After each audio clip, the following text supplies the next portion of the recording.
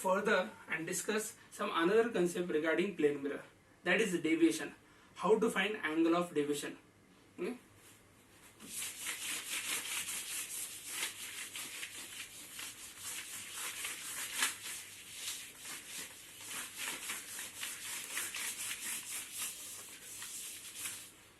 So deviation. The deviation can be from single plane mirror. Now, how to find the deviation from single plane mirror? Now, suppose this is a mirror. You can give a name XY. Now, this is an incident ray. You know this is an normal. You can give the name for incident ray PO, normal, NO, and this is the reflected ray. That is Q. Okay. Now just extend the incident ray in the same direction. Okay. So this was the path of light. It was traveling, but due to reflection, it went from O to Q. So what is the deviation? What is change in direction of light? It is from this straight line to OQ. So this angle which is made by incident ray and reflected ray. So that shows the change in direction, deviation in the light rays. That angle is called as angle of deviation. So what is the angle of deviation? Angle of deviation is an angle made by incident ray and reflected ray. It also shows how much of the light is deviated from its path due to reflection. As you know, this angle is called the angle of incidence and this angle is called the angle of reflection. Okay. If you see from geometry, what we can write, angle of incidence plus angle of reflection plus angle of deviation should be equal to 180 degree. You can see from the diagram, angle of incidence, angle of reflection and angle of deviation will give rise to 180 degree. Okay. From laws of reflection, angle of reflection is equal to angle of incidence. So instead of R, we can write I. So I plus I become 2I plus delta equal to 180 degree. Now what is the formula of delta? Delta is 180 degree minus 2I.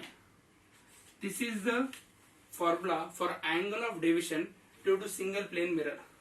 Okay. If you know the angle of incidence, it is easy to find the angle of deviation from a single plane mirror. Now we are going to discuss deviation from double plane mirror, inclined mirror.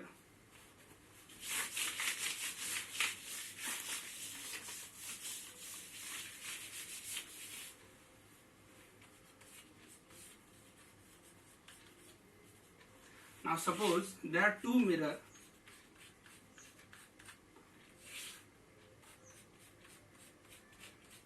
which makes angle theta between them. So theta is the angle between two mirrors. Okay. Suppose a ray of light incident on first mirror, it get reflected. Okay. And again here, make some correction. Okay. Again, due to this another mirror, it get reflected. So this was the original path of the ray of light, but due to two reflection, double reflection, it went to this path. We can give the name P, O, here Q and here R. The light was traveling from P to O. This was the original path, but due to two reflection, it deviated from Q to R. So what was the angle of deviation? It is the angle between incident ray and the reflected ray. You can call here as emergent ray. Okay, in this case you can call emergent because there are two reflection. Okay, so the angle made by incident ray and emergent ray, this angle is called as angle of deviation. Okay, now how to find this angle of deviation? Okay, first we will give some terms here so that we can simplify the concept. Okay, this angle is named as X, this angle will name as Y. If we draw a normal here, this is angle of incidence I. Here also I can write angle of incidence I because angle of reflection equal to angle of incidence. And as usual, this is also equal to X. Okay, because this is normal. Normal makes angle 90 degree with the mirror. Okay, so angle of incidence plus X. Here also angle of incidence plus X. Okay, so from this equation we can form that 2X plus 2i is equal to 180 degree supplementary angle. Okay, same here y, here also y, angle y. Here you get angle of incidence. You can name that angle of incidence as what you can name I dash, and here also I dash. Same thing here, one more equation you get 2y plus 2i dash equal to 180 degree. Now if you see this triangle, in this triangle there are three angles, theta, x and y, and you know the rule that sum of all angles in a triangle will be equal to 180 degree. So again one equation, theta plus x plus y is equal to 180 degree. And last but not least, if you see here is also one more angle. This angle is called as A. Okay. Now equation you can form that delta E is equal to A plus 180 degree, because a line has an angle of 180 degree. So delta is equal to A plus 180 degree.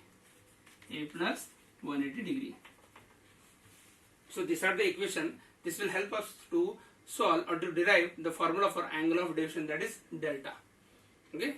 Now we will derive the formula for angle of deviation in terms of theta. In terms of theta. Okay. So if we get the theta, directly we can find the angle of deviation. Okay. So we will relate now.